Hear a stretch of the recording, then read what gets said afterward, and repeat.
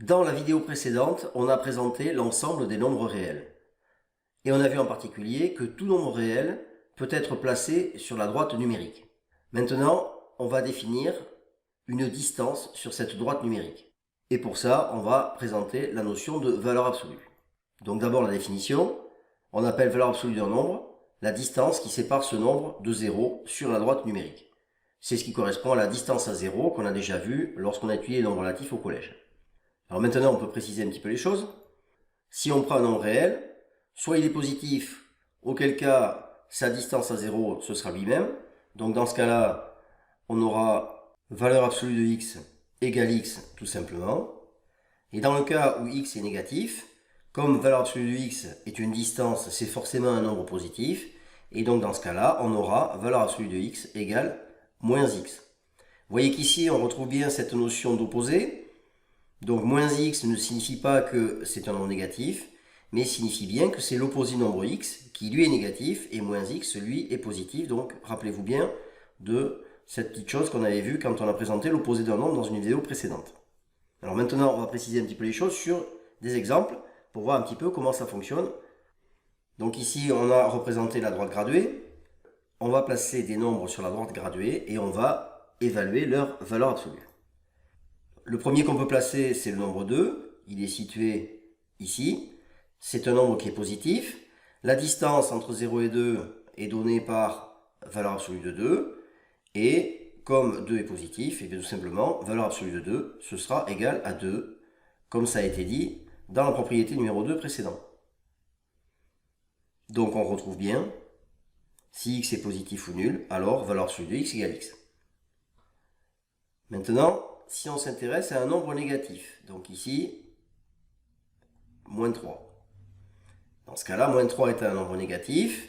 Valeur absolue de moins 3, eh bien, ce sera évidemment la distance entre moins 3 et 0, c'est-à-dire 3, comme ici. Et on peut évidemment dire aussi que 3, c'est la même chose que l'opposé de moins 3, c'est-à-dire moins 3, comme on l'a vu lorsqu'on a présenté la notion d'opposé. Par conséquent, on retrouve bien ici la notion que si x est négatif, à ce moment-là, valeur absolue de x, ce sera égal à moins x. Alors maintenant, on va étudier une propriété très intéressante qui dit que pour tout réel x, racine carrée de x au carré, c'est égal à valeur absolue de x. Alors d'abord, on va expliquer ce que ça veut dire sur un exemple, et ensuite, on la démontrera dans le cas général. Donc prenons l'exemple de 2. On peut écrire que racine carrée de 2 égale racine de 4. Ici. Ça ne pose pas de problème puisque 2 au carré ça fait 4, donc racine de 2 au carré égale 4 sans difficulté. De la même façon, on peut écrire que racine carrée de 4 au carré, c'est égal à 4 par définition de la racine carrée, et 4, on peut dire que c'est 2 au carré. Et comme racine carrée de 4 et 2 sont deux nombres positifs, donc racine carrée de 4 et 2 sont deux nombres positifs, et bien si leurs carrés sont égaux, ça veut dire que les nombres sont égaux. Donc, on obtient bien que racine de 4 égale 2. Donc, ça c'est ma deuxième égalité, ça c'est ma première égalité, et donc en compilant les deux, eh bien, je peux en déduire que racine carrée de 2 au carré égale 2, puisque j'ai ici racine carrée de 2 au carré, ici j'ai 2, donc c'est bien la même chose puisque dans les deux cas c'est racine de 4, et je sais que 2 c'est égal à valeur absolue de 2, donc l'égalité qui est marquée ici est bien vérifiée pour un nombre positif. Maintenant, prenons un nombre négatif.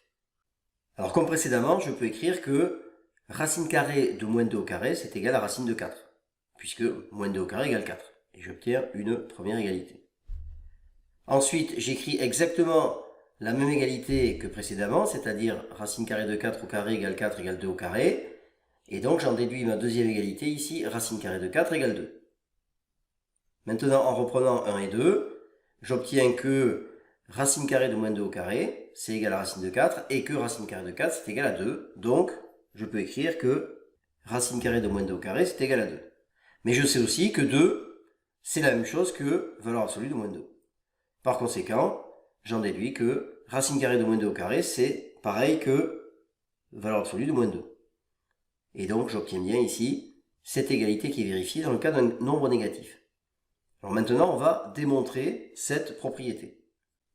On commence par le cas où x est positif. Donc si x est supérieur ou égal à 0, alors racine carrée de x au carré peut s'écrire sous la forme racine carrée de x fois x, que je peux décomposer comme ceci, d'après les propriétés qu'on a rappelées dans les règles fondamentales de calcul dans une vidéo précédente. Et ça, je peux l'écrire évidemment parce que x est positif. Parce que si x était négatif, eh bien évidemment, racine carrée de x n'existerait pas, puisque la racine carrée de nombre négatif n'existe pas. Donc à ce moment-là, maintenant, je peux dire que racine carrée de x fois racine de x, c'est pareil que racine de x au carré. Et racine de x au carré, par définition, c'est x. Et x, comme x est positif, c'est valeur absolue de x. Donc j'ai bien démontré que racine carrée de x au carré, c'est égal à valeur absolue de x. Maintenant, étudions le cas où x est strictement négatif. J'ai écrit la même chose qu'au départ, c'est-à-dire que j'ai droit d'écrire racine carrée de x au carré, puisque un carré est toujours positif, donc racine carrée de x carré existe quoi qu'il arrive. Mais je peux aussi écrire que c'est égal à racine carrée de moins x au carré, puisque je sais que le carré de x ou de moins x, c'est la même chose. Un nombre et son opposé ont le même carré. Donc à partir de là, je peux décomposer, puisque je sais que moins x est un nombre positif, puisque x, lui, est négatif. Donc je peux dire que ça fait racine carrée de moins x fois racine carrée de moins x. Et ça, par définition, c'est racine carrée de moins x au carré, qui est égal à moins x. Je précise bien, moins x est positif, même si avec ce signe moins qui est devant le x, ça paraît surprenant.